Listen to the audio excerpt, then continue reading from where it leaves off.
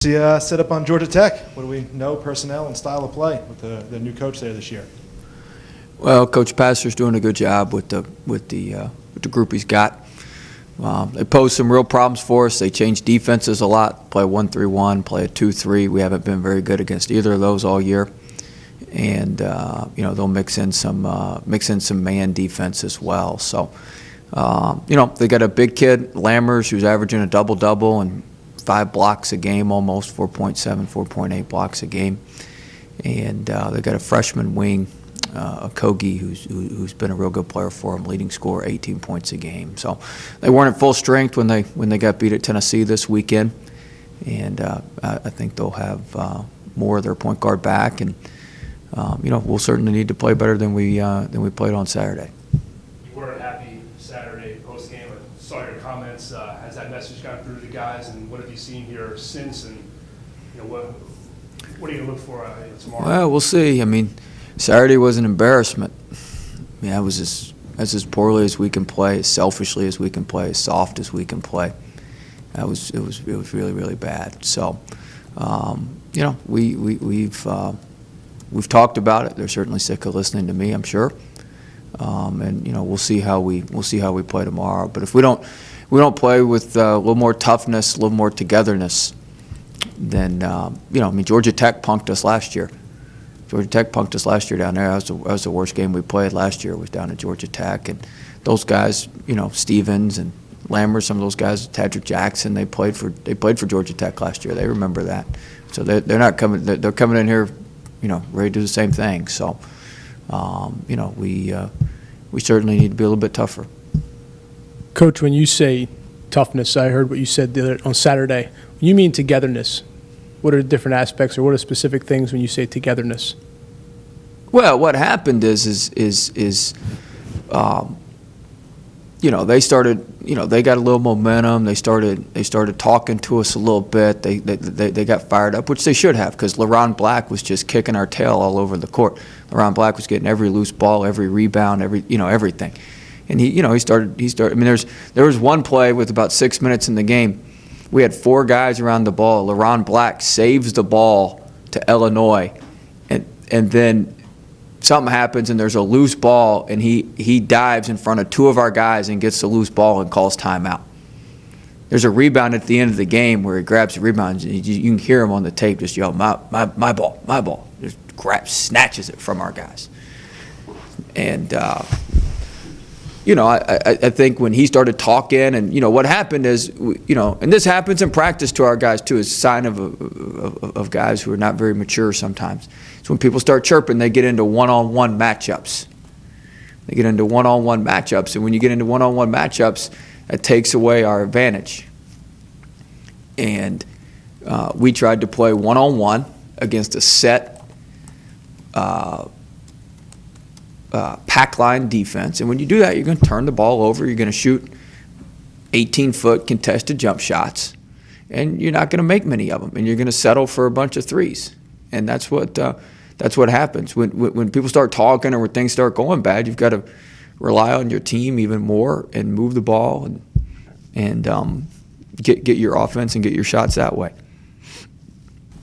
Specifically, compared to last year, what did you notice in the coaching change? Are you seeing some drastic differences, or because it's the same personnel and just a different coach, is it not that different? They've got different personnel. They graduated some guys, Georgia Tech did. I mean, Josh is doing a good job with them. He's doing a good job. He's changed their offense. They run kind of a Princeton-style Cutters offense, which obviously they're going to be excited to play against us if they watched our Princeton tape. They've changed their offense a little bit. They change their defenses all the time, almost every possession. He's got smart kids. He's got kids. They're a team that's really bought in. I mean, they were down big at Tennessee, and their whole bench is up when they're making plays. Like, they're really bought into what he's doing.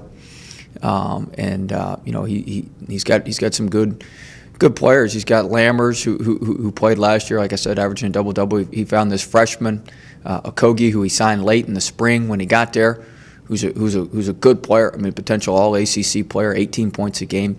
He's from right around Atlanta area. and got a little point guard Moore from out in California who's pretty good. Stevens, he killed us last year. He had a back breaking three on us last year down there. So I mean they've got some good pieces, and he's coaching them well and playing well to their strengths with their personnel. You know, the nature of these home and home series, when as you said, they kind of nipped you there, they got you. They killed us. They didn't nip Okay, us. they killed you. us. That's the worst. Last 10 minutes was like watching the whole Illinois game. The last 10 minutes of that game. So you guys got a year to stew on it to bring them back to the Siegel Center. Well, How eager do you anticipate you guys are? I don't know. I don't get the sense our team gets off on that sort of thing. So I don't know. We'll see. We'll see. I don't know that we're just like foaming at the mouth. I don't get the sense our guys are like that. I never thought I'd see a day when VCU wouldn't show up to play a Big Ten team. I never thought I'd see that day where we were just too good to show up and want to scrap it out with the Big Ten team. I never thought I'd see that day. So, like I said, I can't tell you how that we're just going to be just going crazy to get back at Georgia Tech for what happened last year. I can't tell you that's going to happen. Hopefully it will. And you would like to think it would, but you would also like to think that we would show up on a neutral court to play, a Big Ten team, and we didn't do that on Saturday. So, I don't know. I would hope that would be the response. So. I asked you a couple weeks ago about leadership on the team and seniors, and you said we'll see. Has anybody sort of stepped up post Illinois to get in anybody's ears? No, I mean we've got I've got my leadership council. I'll meet with them this afternoon before practice, and we'll kind of go from there. But I mean it's just the same. I mean there's not a lot of leadership that can fix, like, it's the same problem. Every game we've lost, we just don't play very hard. I mean, you watched the Illinois game. They beat us to every loose ball. I mean, if you'd have told me before the game that we would have out-rebounded Illinois, I'd have said VCU wins by 15. I didn't think it was even in the realm of possibility that we would out-rebound Illinois. I was just hoping we could keep it under 4 or 5. If we could keep it to a manageable number, if we just got beat, 36, 32 on the glass, something like that, I thought we'd be in business. Because I certainly thought we'd be able to force 18 to 22 turnovers. And they forced 14 turnovers on us, and we turned them over, I think, 11 or 12 times because we didn't want to press. The commentators in the second half were saying, oh, the VCU's pressing for steals now. They're really pressing for steals. Well, hell, that was the game plan from the first minute of the game, was to press for steals. But we got guys who don't want to press. Don't even want to get in the press. So we're not aggressive. They had 6 fouls with 16 minutes to go in the second half.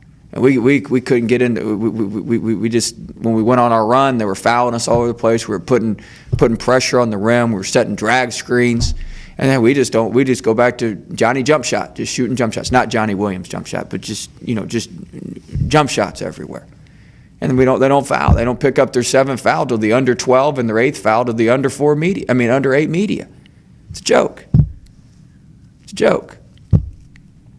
So it's a playing hard issue, not necessarily a leadership issue. You look at the Queens game, we didn't play very hard. Like, we got to, I mean, you can't just show up and beat people in college basketball. Everybody's got good players. And when you get into one-on-one games, I mean, if you line our roster up against those guys' rosters, like, I know everybody thinks we've got these great players, but if you line them up and rank them recruiting-wise, they're better than us. That doesn't mean you can't beat them. You line up LSU, they're better than us. Doesn't mean you can't beat them, but you're not going to beat them one-on-one. If you keep going at them one-on-one and one-on-one matchups, they're going to beat you on the one-on-one matchups over the course of a longer game. That's just the facts. And that stuff doesn't mean it. But if you play as a team and you play hard and you play to your system, it's just like if you lined us up against Princeton, you would probably pick our guys over Princeton's players, right? Got a good system, though. They got a good system, though. They know what they're, it's the same thing. You got to rely on that. They play really hard. They hit their spots. They do. And sometimes we just think we can just go out there and do whatever we want to do. That's my fault. I mean, I didn't have us prepared. I had us in the wrong frame of mind. I had us in a soft frame of mind. There's a couple things that pointed to us being selfish that because I was a little disjointed kind of getting down there because we had some other stuff going on. And I didn't recognize some things that I would have probably typically nipped in the bud when we were going down there. So I mean, I was in charge of that disaster, and it was a disaster, and I was in charge of that. I'm the captain of that ship that hit the iceberg. So it's on me, and you know, we're doing our best to get it fixed. What's Jaquan's status? Should he be good to go with a tweaked ankle there? Should be. He should be able to give us, yeah, he should be able to play. Surprised Tim didn't ask that. How's everybody for that matter? It seemed like Mo got maybe rolled his ankle. Yeah, they're fine. They're fine. They're fine. They're fine. We gotta, you know, they're all fine. Get in there and get treatment, they'll be fine. They can play. Foul trouble was an issue on Saturday too, was it not? You had a couple of you guys were still close with about 10 minutes to go. I think Mo had 4 and Tillman had 4. Yeah, that hurt. That hurt. But I mean, listen, when you play slow and you play tentative and you play soft, you deserve to foul. You can blame officiating, you can blame all that stuff all you want. It ain't their fault. You don't deserve calls. Like they got some stuff that kind of went their way, but they deserved it. You make your own breaks. And they deserved it, and we didn't. Is that a tournament team? Who? Illinois. I don't know. What, you got a question? No. Oh, I don't know. I don't know. They're a good team. They're a good team. I mean, they're going to certainly have plenty of opportunities in the Big Ten to build a very good resume.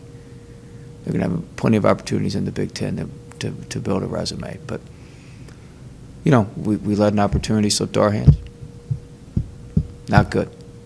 How quickly tomorrow will you know if your message has been received, do you think? We'll see. We'll know after a 40-minute game.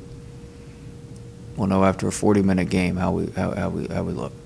Can you get if we're going to have any level of desperation about us.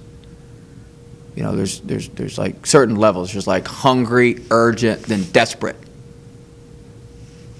You know, like hungry's here, urgent's here, desperation here.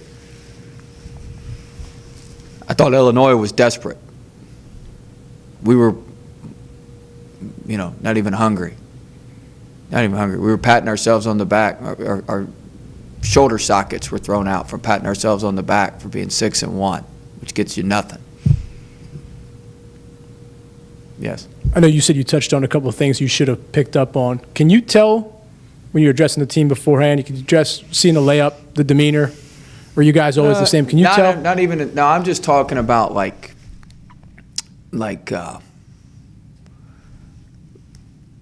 So I wasn't on the team plane because I had to go. I was doing something with another one of our players, so I wasn't on the team plane. I flew down there and met them for the shoot around that night. I ran practice here, then I went somewhere else with somebody, and then we flew down to Miami and met the team. But we had 2 guys who didn't wear VCU issued gear on the flight. They wore their own stylish, whatever it may be. Well, that's selfishness. You could say, oh, it doesn't really matter. No, that stuff matters. Well, I wasn't there to pick up one. By the time I saw it, it was that night at shoot around, and there's nothing really you can do about it. But like, if we get on the bus to go to Old Dominion and you're not in VCU gear, your ass is going right back to the dorm and the bus is leaving. I don't care. I don't care who it is. Because we're not going to win with you, because you're in the total wrong frame of mind when you get on the bus. Like, you're in the total wrong frame of mind when you get on the bus. So, you know, that would be an example. There's 2 or 3 more other than that. It's not just as simple as your warm up or your like that stuff. That stuff, you know, I mean, it's not as simple as that. There's other stuff like that boils below that. Yeah, on the surface, you may not think it's a big deal, but there's underwriting currents to all that is a big deal. And, you know, that's the sort of stuff I'm always like, I got a hawk eye for that stuff. Like I'm always on top of that stuff, and it slipped a little bit. And that's like I said, that's my fault. We had a lot going on last week. We had a lot going on leading into the game. I was probably trying to do too much stuff and moving around a little bit too much. So that's my fault. Does that answer what you're looking for? Anything else, guys? All right. Thank you, Coach. Yep.